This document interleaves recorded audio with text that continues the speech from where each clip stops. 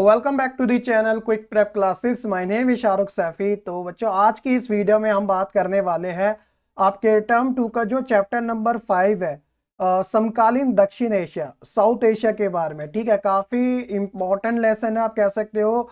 और अच्छी बात इस लेसन की ये है कि काफी लिमिटेड इसके अंदर कंटेंट आपको पढ़ना पड़ेगा। मेनली आप इंडिया के बारे में तो पढ़ोगे, लेकिन इंडिया के जो नेबर्स है लाइक उसके अंदर पाकिस्तान, बांग्लादेश, नेपाल, भूटान, ये सारी जो कंट्री हैं जिन्हें साउथ एशियन कंट्री के नाम से जाना जाता है, इन सभी के बारे में आपको इस लेसन में जानने को मिलेगा। तो बेसिकली बच्चों, ये हमारा आज की इस क्लास का फर्स्ट पार्ट है और पार्ट वाइज आपको इस लेसन की जो वीडियो है वो आने वाले टाइम में देखने को मिलती रहेगी। तो चलिए फिर बिना किसी देरी के साथ आज के इस लेसन को हम शुरू करते हैं, जो होने वाला है काफी ज्यादा मजेदार। और अगर आप चैनल पे नए हैं तो सब्सक्राइब जरूर कर दीजिएगा और बेल आइकन प्रेस करना बिल्कुल ना भूलेगा, क्योंकि टर्म 2 का जो कंप्लीट आपका सिलेबस है पॉलिटिकल साइंस का, वो आपको इस चैनल पे जरूर देखने को मिलने वाला है। ठीक है, चलिए देखिए, आप अपनी स्क्रीन पर देख सकते हैं समकालीन दक्षिण एशिया। तो सबसे पहला ही सवाल आता है कि सर ये समकालीन दक्षिण एशिया का मतलब है क्या। तो बेसिकली आप अपने स्क्रीन पर ये जो मैप देख रहे हो, ये सारे के सारे कंट्रीज है। ठीक है, और इंडिया के बारे में कौन नहीं जानता। ठीक है, तो भैया हम इंडिया के नागरिक है, हम इंडिया के जनता है। तो इंडिया के जो आसपास जितने भी पड़ोसी देश है, उन सभी को इस समकालीन दक्षिण एशिया के अंदर शामिल किया गया। और यह लेसन आपको बताएगा कि इन देशों की राजनीति, इन देशों का लोकतंत्र और इन देशों के जितनी भी गतिविधियां हैं, चाहे वो आर्थिक लेवल की हो या फिर सामाजिक या फिर सांस्कृतिक या फिर राजनीतिक, इन सभी के बारे में आपको इस लेसन में जानने को मिलेगा। तो हर बार मैं आपको बताता हूं कि भैया लेसन को शुरू करने से पहले उसका बैकग्राउंड को समझना जरूरी होता है, जिसे हम पृष्ठभूमि के आधार पर अच्छे से समझ सकते हैं। तो सबसे पहले हम शुरुआत करते हैं इस लेसन की पृष्ठभूमि। और बेसिकली ये जो हमारा फर्स्ट पार्ट है, जो पार्ट नंबर 1 है, वो दक्षिण एशिया के बारे में ही होने वाला है। पहले हम पूरा का पूरा दक्षिण एशिया के बारे में समझेंगे, देन उसके बाद पार्ट वाइज हम अलग अलग जो दक्षिण एशिया के अंदर देश आते हैं, उनकी राजनीति, उनके देश के अंदर जो भी चीजें, उनके बारे में हम जानने वाले हैं। ठीक है, चलिए। तो जैसा कि आप देख सकते हैं बच्चों, कि आप जानते हो कि 20वीं सदी के आखिरी में, 20वीं सदी के आखिरी में कहने का मतलब यहां पे बात हो रही है 1990 के दशक की, 1990 के दशक की। ठीक है, इस दौरान आप कह सकते हो कि 20वीं सदी के आखिर में भारत और पाकिस्तान का शुरुआत से ही जब भी नाम आता है तो अलग से ही एक क्वेश्चन मार्क माइंड में क्रिएट होने लग जाता है। ठीक है, तो भारत और पाकिस्तान द्वारा किए गए परमाणु परीक्षण के द्वारा विश्व का ध्यान अपनी ओर खींचा गया था। कहने का मतलब आप जानते हो कि भैया भारत ने 1998 में 5 सफल परमाणु परीक्षण किए थे। कहां पर किए थे? पोखरान के अंदर। वेयर इज पोखरान बच्चों? राजस्थान के अंदर। ठीक है, और उसी टाइम 1998 में भी पाकिस्तान ने भी किए थे। ठीक है, तो वो कहां पे किए, कहां पे किए थे उन्हें? चगाई हिल्स में, चगाई पहाड़ियों में आप कह सकते हो। ठीक है, तो ये चीजें होगी। तो जब इन्होंने परमाणु परीक्षण किए सफल, वो भी, तो भैया इससे क्या था कि विश्व का ध्यान इन दो देशों के ऊपर पड़ा। और ये दोनों ही देश मुख्यतः तौर पे एशियन कॉन्टिनेंट के पार्ट है, यानी कि एशिया महाद्वीप के पार्ट है। तो कहने का मतलब ये बात चल रही है कि जब पूरे विश्व का ध्यान इन देशों के ऊपर पड़ा तो कुछ गतिविधियां होने शुरू हुई। विश्व को लगा, यानी कि जो खासकर पश्चिमी देश है, कहीं ये उभरते हुए केंद्र के रूप में तो नहीं आ रहे, या फिर आप कह सकते हो कि एक बड़ी शक्तिशाली देश के रूप में तो नहीं उभर रहे। तो खैर ये सारी चीजें थी। जब हम कभी दक्षिण एशिया का नाम लेते हैं तो हमारा संबंध इन्हीं 7-8 कंट्रीज से रहता है, क्योंकि ये जो कंट्रीज हैं, जो आपसी पड़ोसी देश है, वो एक संवेदनशील क्षेत्र के अंदर आते हैं। काफी ज्यादा सेंसिटिव है। ऐसा लगता है कि कभी भी इन देशों के बीच में, आपसी देशों के बीच में जो भी है संघर्ष और विवाद बन सकता है या हो सकता है या होता आया है। हम अपनी अगर इतिहास में पीछे मुड़ के देखेंगे तो हमें देखने को मिलेगा, चाहे भारत पाकिस्तान के 4 युद्ध क्यों ना हो, 47, 48 का, 65 का, 71 का, 99 का, उसी तरह भारत के साथ अलावा आप पाकिस्तान बांग्लादेश को भी कह सकते हो, बांग्लादेश का नेपाल के साथ भी कह सकते हो, तो ये जो तनाव और संघर्ष है इन आपसी देशों में हमें देखने को मिला है। इसलिए अक्सर कहा जाता है कि दक्षिण एशिया के अंदर जो देश शामिल है वो एक संवेदनशील है, काफी ज्यादा सेंसिटिव है। और ऊपर से जब बात आती है कुछ और कंट्रीज की, लाइक श्रीलंका के अंदर खासकर हमें जातीय संघर्ष देखने को मिलता है सिंगली समुदाय में, और तमिल के अंदर, यानी कि जो लिट्टे है, लिबरेशन ऑफ तमिल टाइगर इल्म, ठीक है, तो उसके बारे में हम आने वाले टाइम में पढ़ेंगे। और संसाधनों के बंटवारे को लेकर, चाहे भारत पाकिस्तान का हो या बांग्लादेश के साथ हो, तो भैया संसाधन के बंटवारे को लेकर भी अक्सर विवाद देखने को मिलता है। तो ऐसा जो विशेषज्ञ है, जो एक्सपर्ट है, जो पॉलिटिशियन है, जो बड़े बड़े विद्वान है, वो ऐसा कहते हैं कि जो दक्षिण एशिया है वो क्षेत्र ये जो है ना सुरक्षा के लिहाज से एक खतरे वाला क्षेत्र है। लेकिन ये तो सारी बात होगी इसके अगेंस्ट में। अब भैया दक्षिण एशिया बनाया क्यों गया था, जिसे हम सार्क के नाम से जानते हैं। दक्षिण एशिया के अंदर वो सारे देश आ जाते हैं जो सार्क के सदस्य हैं, ठीक है। अब बात ये पर आती कि आखिरकार ये बनाया क्यों गया था। देखिए बच्चों, तो भैया ये जो दक्षिण एशिया है ना, इसकी एक खास बात ये है, अगर ये आपसी देश जितने भी है 7-8 जो कंट्री है, अगर सहयोग से रहे तो भैया डेवलपमेंट की दृष्टि से, यानी कि विकास के लिहाज से एक समृद्ध शक्तिशाली देश उभर कर आ सकते हैं। तो इसके अंदर, इन देशों के अंदर जो राजनीतिक प्रक्रिया है ना वो सबसे ज्यादा आप कह सकते हो कि मेन रोल करती है, प्ले करती है, ठीक है। तो दक्षिण एशिया की जो घरेलू राजनीति है, इन झगड़ों या सहयोग का मिजाज तय होता है। अगर भैया राजनीतिक स्थिरता सही बनी हुई है इन सभी देशों के अंदर, तो संबंध भी काफी अच्छे कायम हुए पड़े होंगे। जैसे अभी के समय भारत पाकिस्तान के संबंध इतने ठीक नहीं है, लेकिन दूसरी ओर आप देखते हो कि भारत के भूटान के साथ हद तक ठीक है, श्रीलंका के साथ ठीक है, नेपाल के साथ ठीक है, बांग्लादेश के साथ अप एंड डाउन रहता है, लेकिन अभी फिलहाल ठीक ठाक है। लेकिन अभी आप देख सकते हो कि इन सभी क्षेत्रों के अंदर हमें कुछ ना कुछ चीजें यानी गतिविधियां हमें देखने को मिलती रहती है, ठीक है। ये सारा का सारा दक्षिण एशिया के बारे में बात हो रही है। और यहां पर मैं आपको एक चीज और कंफर्मेशन दे देना चाहता हूं, थोड़ा सा हट के बता रहा हूं चीजें, थोड़ी सी क्लैरिफिकेशन पहले दे दूं, कहीं आपके माइंड में ना वो बाद में चीजें हो। देखिए, एक है दक्षिण, एक चीज है दक्षिण पूर्व एशिया, एक है दक्षिण एशिया, दक्षिण एशिया, और एक है दक्षिण एशियाई। जी हाँ बच्चों, एक और है दक्षिण एशियाई। हाँ, बिल्कुल सिमिलर ही है ये। देखिए, इसका तो संबंध हो गया आसियान के साथ, association of south east nation. South east nation मतलब कि दक्षिण पूर्व एशियाई क्षेत्रीय सहयोग संगठन। उसी तरह ये हो गया हमारा दक्षेश, जिसे हम कहते हैं, या सार्क के नाम से हम जिसे कहते हैं, ठीक है, दक्षिण एशिया क्षेत्रीय सहयोग संगठन। और उसी तरह दक्षिण एशियाई, ये वाला चाइना की तरफ से पहल है। ये आपको पढ़ने की वैसे जरूरत है नहीं है, आउट ऑफ है। इसके अंदर आप कह सकते हो कि भारत, नेपाल, माफ करना, भारत, भूटान और मालदीव इसके अंदर शामिल नहीं है। इसका जो नेतृत्व करता है दक्षिण एशिया का, वो आज के समय की बता रहा हूं, वो चाइना कर रहा है।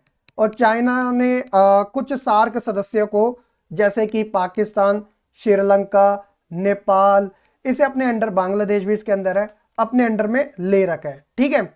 तो खैर ये वाला तो आपके लिए जरूरी नहीं हो जाता, लेकिन एक छोटी सी बात के लिए, लेकिन ये जो दक्षिण पूर्वी एशिया है, इसे हमने चैप्टर 4 में ऑलरेडी कंप्लीट कर लिया था।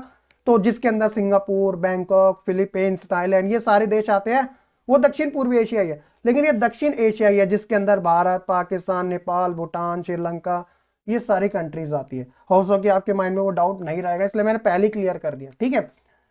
तो चलिए, हम यहाँ पे मेन चीजों के बारे में बात कर रहे थे। दक्षिण एशिया विश्व का एक महत्वपूर्ण क्षेत्र है जिसमें मुख्यतः तौर पे 7 देश शामिल किए गए हैं, ठीक है। अब वो कौन कौन से हैं, तो भारत, ये रहा भारत, ये पाकिस्तान, ये श्रीलंका, ये नेपाल, ये मालदीव, ये भूटान और ये बांग्लादेश। इन सब की खास बात क्या है, अगर आप एक ये मैप देखोगे, उत्तर में आपको विशाल हिमालय पर्वत श्रृंखला देखने को मिलेगी, ठीक है। उसी तरह दक्षिण में आपको हिंद महासागर देखने को मिलेगा, पश्चिम में आपको अरब सागर देखने को मिलेगा, पूरब में आपको बे ऑफ बंगाल यानी कि बंगाल की खाड़ी देखने को मिलेगी। तो आप कह सकते हो कि भौगोलिक विशेषता के लिहाज से ये जो सब कॉन्टिनेंट है, सब कॉन्टिनेंट यानी कि उपमहाद्वीप जो क्षेत्र है, ये भाषाई, सामाजिक और सांस्कृतिक अनूठेपन का एक जिम्मेदार है। मुख्यतः तौर पे अक्सर कहा जाता है कि इन देशों की जो संस्कृति है, इन देशों की जो राजनीति है, इन देशों की जो कल्चरल है, वो सभी के अंदर ना समानताएं देखने को मिलते हैं। अगर एक व्यक्ति भारत का नेपाल चले जाए तो उसे इतना ऐसा फील नहीं होगा कि वो किसी दूसरे देश के अंदर आ गया, उसे लगेगा कि अभी वो स्टिल इंडिया के अंदर है। और अक्सर ऐसे बहुत सारे बच्चे जो ये सोचते हैं कि नेपाल अभी भी भारत का हिस्सा है, मतलब भारत का एक राज्य है, नेपाल एक अलग कंट्री है। ठीक है, तो इस बात का जरा ध्यान रखिएगा। तो भौगोलिक दृष्टि के हिसाब से आप कह सकते हो कि मिली जुली संस्कृति आपको इन सभी दक्षिण एशियाई देशों के अंदर देखने को मिल जाती है। उसी तरह बच्चों आप कह सकते हो कि अफगानिस्तान और म्यांमार भी इसके अंदर शामिल किए गए थे। मुख्यतः अफगानिस्तान की बात की जाती है। ठीक है, अर्थात अंत में हम यही कह सकते हैं कि दक्षिण एशिया एक विविधता वाला क्षेत्र है। जैसे भारत एक विविधता वाला देश है जिसके अंदर हर प्रकार के धर्म, जाति, समुदाय, भाषाएं, संस्कृति, ये सारी चीजों का मिक्स कल्चर देखने को मिलता है। तो उसी तरह बच्चों जो हमारा दक्षिण एशिया है उसके अंदर भी ये जो कल्चर है वो मिक्स्ड देखने को हमें मिल जाता है। ठीक है, दक्षिण एशिया के इन देशों में आपसी सहयोग और संघर्ष हमेशा से चलता रहता है। ताजा उदाहरण हमने अभी हाल ही फिलहाल में पढ़ लिए थे, चाहे भारत पाकिस्तान का विवाद क्यों ना हो, बांग्लादेश नेपाल का क्यों ना हो, श्रीलंका का क्यों ना हो। ठीक है, तो ये सारी चीजें हमें इन चीजों के अंदर देखने को मिलती है। और आगे अगर हम बात करें चीन को लेकर, क्योंकि बच्चे अक्सर पूछते हैं कि सर दक्षिण एशिया के अंदर तो चीन भी आता है, तो चीन की जो आइडियोलॉजी है इन सब देशों से अलग है, क्योंकि चीन ना तो आसियान का यानी दक्षिणी पूर्वी एशियाई क्षेत्रीय सहयोग संगठन यानी कि आसियान का उसका भी सदस्य नहीं है, और ना ही चीन दक्षिण एशिया यानी सार्क जिसे हम मुख्यतः तौर पे कहते हैं दक्षिण एशियाई क्षेत्रीय सहयोग संगठन, उसका भी सदस्य नहीं है। लेकिन अभी हाल फिलहाल में चीन ने दक्षिण एशियाई को अपने अंडर में लेने की बात करी है। उसका एक मेन मकसद ये है कि इंडिया को थोड़ा नीचे करना, क्योंकि सार्क के अंदर अगर एक कंट्री सबसे फुल पावर या फिर मेजोरिटी में है वो भारत ही है, क्योंकि भारत 135 करोड़ से 135 करोड़ से ज्यादा जनसंख्या वाला देश भी है। संसाधन के मामले में, अर्थव्यवस्था के मामले, हर चीज में वो अदर अपनी सहयोगी जो पड़ोसी देशों से कहीं ज्यादा आगे है। तो इसीलिए चाइना ने भी उन कुछ कंट्रियों के अपने अंडर में लिया है। तो लेकिन मुख्यतः तौर पे चाइना जो है वो इस क्षेत्र का महत्वपूर्ण भाग तो है, लेकिन उसे दक्षिण एशिया में शामिल नहीं किया गया। और एक चीज ये भी कही जाती है कि दक्षिण एशिया की जो राजनीति है वो एक जैसी नहीं है। आपको देखने को मिलेगा कि भारत श्रीलंका जैसे जो देश है वहां पर आपको मुख्यतः तौर पर लोकतंत्र की ही बात देखने को मिलती है। यानी कि भारत श्रीलंका जब से आजादी मिली है 1947 से लेकर अब तक, ये हमेशा से लोकतंत्र के सहभागी रहे। लेकिन जब आप दूसरे पड़ोसी राज्यों के बारे में, देशों के बारे में जानते हो, पाकिस्तान के अंदर, तो पाकिस्तान के अंदर सैन्य शासन भी कायम रहा है और लोकतंत्र भी कायम रहा है। उसी तरह बच्चों बांग्लादेश की बात करते हैं तो यहां पर भी बिल्कुल पाकिस्तान जैसी स्थिति रही है, लेकिन ज्यादातर लोकतंत्र हमें देखने को मिला है एज कम्पेयर टू पाकिस्तान। उसी तरह अगर आप मालदीव, भूटान, नेपाल के बारे में देखोगे तो वहां पर लोकतंत्र के साथ राजतंत्र यानी कि राजा और प्रजा वाली सिस्टम भी हमें देखने को मिली है। तो आप कह सकते हो कि जो पॉलिटिकल सिस्टम है इन देशों का वो एक जैसा नहीं रहा है, सबके अंदर विभिन्नताएं देखने को मिली, जिनके बारे में मैं आपको कंट्री वाइज वो बताने वाला हूं आने वाले पार्ट्स के अंदर। ठीक है, चलिए आगे देखिए। अनेक समस्याओं और सीमाओं के बावजूद भारत और श्रीलंका जो है ब्रिटेन से आजाद होने के बाद लोकतांत्रिक व्यवस्था यहां पर अच्छी खासी रही है, ये बात बिल्कुल ठीक है। ठीक है, वो बात अलग है कि श्रीलंका में थोड़ा जातीय संघर्ष जिसे हम कहते हैं ना गृह युद्ध की स्थिति, वो हमेशा से बनी रही है, लेकिन वो लोकतंत्र उसने कभी छोड़ा नहीं है। उसी तरह भारत ने भी कभी लोकतंत्र को नहीं छोड़ा। 1975 के आपातकाल तक में भी संविधान हमारा कायम था, वो थोड़ी आंतरिक गड़बड़ी उसमें लगा दी गई थी। खैर वो हम सेकंड बुक के चैप्टर में पढ़ेंगे 75 के आपातकाल के बारे में। एक राष्ट्र के तौर पे आजादी से लोकतंत्र के रूप में भारत को जाना गया, श्रीलंका में भी। जैसा कि मैंने आपको बताया कि पाकिस्तान और बांग्लादेश लोकतंत्र और सैनिक दोनों तरीके के शासन देखने को मिले हैं। ऊपर से शीत युद्ध के बाद बांग्लादेश में आप कह सकते हो कि लोकतंत्र अच्छी खासी स्थिति में अभी कायम है। शेख हसीना अभी बांग्लादेश की प्रधानमंत्री है, तो लोकतांत्रिक तरीके से ही वो चुन के आई है, निर्वाचित होकर आई है। ठीक है, वैसे पाकिस्तान में शीत युद्ध के बाद के सालों में लगातार दो सरकारें भी देखने को मिली है। पहली सरकार जैसे बेनजीर भुट्टो और दूसरी नवाज शरीफ की। बेनजीर भुट्टो का आप नाम जानते हो, जो कि जुल्फिकार अली भुट्टो की बेटी, डॉटर थी। ठीक है, और अभी इमरान खान जो पाकिस्तान के प्रधानमंत्री है, उससे पहले जो प्रधानमंत्री थे वो नवाज शरीफ ही थे। ठीक है, 1999 में पाकिस्तान में सैनिक तख्तापलट भी देखने को मिला, जब आप कह सकते हो कि कारगिल वॉर हुआ था भारत पाकिस्तान के बीच में 1999 में, ठीक है, सेना युद्ध जिसे हम कहते हैं अक्सर। तो ऐसी स्थिति में क्या था कि पाकिस्तान के उस समय जो प्रधानमंत्री थे नवाज शरीफ, उन्हें पता तक नहीं चलने दिया था कि इस युद्ध के अंदर क्या हो रहा है, मतलब उन्हें अंधेरे में रखा गया था, क्योंकि सारा जो लीड किया जा रहा था वो सैन्य शासन के द्वारा किया जा रहा था, और परवेज मुशर्रफ उस समय इस युद्ध को लीड कर रहे थे पाकिस्तान की तरफ से, ठीक है।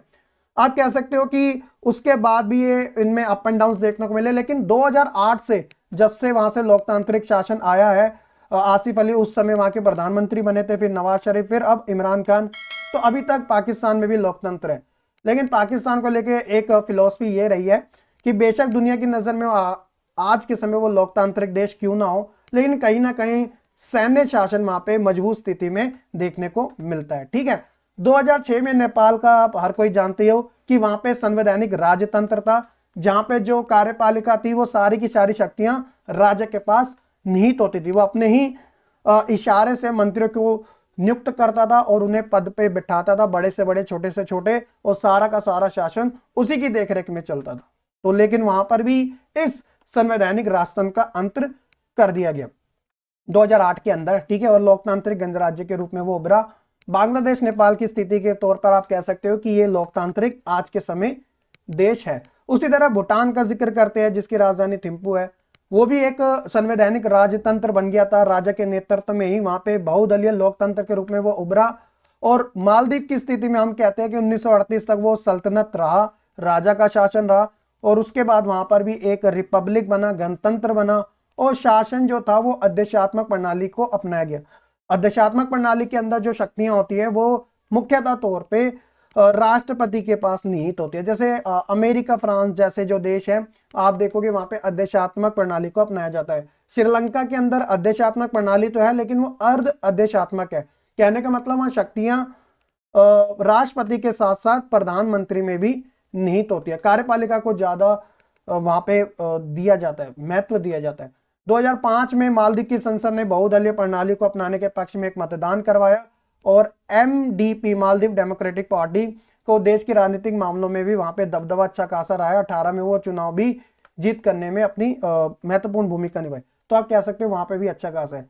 अभी आपको टेंशन नहीं लेना, क्योंकि हम पर्टिकुलर एक एक कंट्री के बारे में आने वाले पार्ट में पढ़ने वाले हैं। शुरुआत हमारी पाकिस्तान और बांग्लादेश के साथ, देन नेपाल, फिर मालदीव, फिर भूटान, फिर इंडिया के अदर पड़ोसी देशों के साथ संबंध, फिर सार्क के बारे में, फिर साफ्टा के बारे में, फिर अमेरिका चाइना का रोल क्या है इन दक्षिण एशिया क्षेत्रों में, इन सभी के बारे में पढ़ने वाले हैं, ठीक है। तो इस तरीके से आप देखोगे कि इन देशों के अंदर ये जितने भी मैंने आपके साथ बताया है कि जो लोकतंत्र है, यानी कि जो डेमोक्रेसी है, उनका मिला जुला कल्चरल देखने को मिला है, ठीक है। तो दक्षिण एशिया में देशों की जो जनता रह रही है, तो वो लोकतंत्र की आकांक्षाओं की सहभागी, यानी कि वो डेमोक्रेसी को फुल सपोर्ट करती है। और इन देशों के अंदर, 5 बड़े देशों के अंदर एक सर्वे कराने के माध्यम से यह भी जाहिर हुआ कि लोकतंत्र को वहां पे अच्छा खासा व्यापक जन समर्थन हासिल है, और देश के हर वर्ग और आम नागरिकों को लेकर जो भी है लोकतंत्र की उनकी जो एक आप कह सकते हो कि क्या उनका रवैया रहा है लोकतंत्र को लेकर, तो वो ठीक ठाक रहा है। वो समर्थन करते हैं और ऐसा मानते हैं कि देश के लोक शासन की किसी भी प्रणाली की अपेक्षा में लोकतंत्र को ज्यादा प्रेफरेंस पे रखते हैं। तो आप कह सकते हो कंक्लूजन के हिसाब से कि लोकतंत्र से विश्व के धनी देशों में ही नहीं बल्कि दक्षिण एशिया के लिहाज से भी काफी ज्यादा महत्वपूर्ण है, और भारत इसका जीता जागता एग्जाम्पल है, जिसकी जो डेमोक्रेसी पूरे विश्व में सबसे बड़ी है, संविधान सबसे बड़ा है, और आज तक कायम किए बैठा है एक विविधता देश होने के बावजूद भी। तो ये सारी फिलोसफी रही दक्षिण एशिया देशों की, जिसके अंदर मुख्यतः मैंने आपको बताया कि 7 कंट्रियों के बारे में आपको जानना जरूरी है। मेजरली आपको भारत पाकिस्तान के बारे में तो आप जानोगे, बांग्लादेश नेपाल के बारे में भी जानोगे, मालदीव भूटान के साथ भी जानोगे, और कुछ हद तक छोटे छोटे देश आपको उनके में भी पढ़ने पड़ेंगे, ठीक है। तो इस हिसाब से आप दक्षिण एशिया के बारे में अपनी समझ को अच्छे से आखिरी तक पैदा कर सकोगे। एग्जाम के हिसाब से इस लेसन से गारंटेड क्वेश्चन आते हैं, मैं आपको बता भी देता हूं कुछ एग्जाम्पल के तौर पे। भारत बांग्लादेश के बीच में 2-2 सहयोग, 2-2 संघर्ष के मुद्दे बताइए, और पाकिस्तान में लोकतंत्र को लेकर कठिनाइयां किस प्रकार से रही है। दक्षिण एशिया और दक्षिणी पूर्वी एशिया के देशों के बीच में संबंध बताइए, मुख्यतः सार्क वर्सेस आसियान के बारे में, यूरोपीय संघ की तुलना में दक्षिण एशिया कहाँ स्टैंड करता है। उसी तरह से बहुत सारे रीजन है, मतलब बहुत सारे क्वेश्चन है, चाहे भारत का पाकिस्तान के साथ संबंध या भारत का चाइना के साथ, भारत का नेपाल, बांग्लादेश, इन सभी अपने पड़ोसी देशों के साथ संबंध देखने को मिल जाता है। ठीक है, तो ये सारी चीजें आपको इस लेसन में जानने को मिलने वाली है। तो दक्षिण एशिया के हिसाब से हमने इसका जो टॉपिक कवर किया वो कुछ इस प्रकार से था। होप्स कि आपको सारी चीजें अच्छे से इनके बारे में पता चल चुकी होगी। अब आपको बेसिकली सिर्फ देशों के बारे में, उनकी अंदर की जो गतिविधियां उनके बारे में जानना है। बाकी आपका ये लेसन कुछ भी नहीं है, लेकिन बहुत कुछ है अपने आप में अगर आप समझने बैठोगे तो।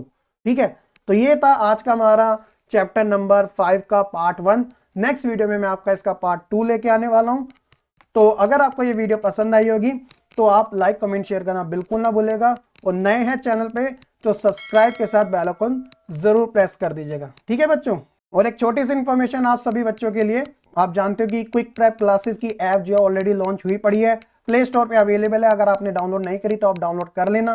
अगर आप भी इंटरेस्टेड है पॉलिटिकल साइंस के कोर्स में जो ऑलरेडी लॉन्च हुआ पड़ा है, जहां पे लाइव क्लासेस के साथ recorded video, test series, PDF, doubt classes, 4 month की वैलिडिटी के साथ मात्र 699 में ऑफर के साथ आपके लिए कोर्स निकाला गया है। वहां पर आपको सारी क्लासेस टाइम टू टाइम मिलते रहती है। आप ज्वाइन करना चाहते हो तो आप ज्वाइन कर सकते हो। ऐप में जाइएगा, कोर्स में जाइएगा, कंप्लीट डिटेल टाइमिंग से लेकर क्लासेस से लेकर सारी चीज़ें उसमें ऑलरेडी गिवन है। आप रीड कीजिएगा, कोई डाउट आता है तो आप कांटेक्ट कर सकते हो, वहाँ पे ऑलरेडी कांटेक्ट भी दिया गया है। और टेलीग्राम जरूर ज्वाइन करके रखिएगा, क्योंकि वहाँ पर भी मैं पीडीएफ आपके साथ शेयर करता रहता हूँ। तो होप्स हो कि आपको पसंद आई होगी। तो मिलेंगे फिर अपने इस लेसन के सेकेंड पार्ट के साथ। तब तक के लिए सभी बच्चे खुश रहे, पढ़ते रहे और ऐसे ही आगे बढ़ते रहे।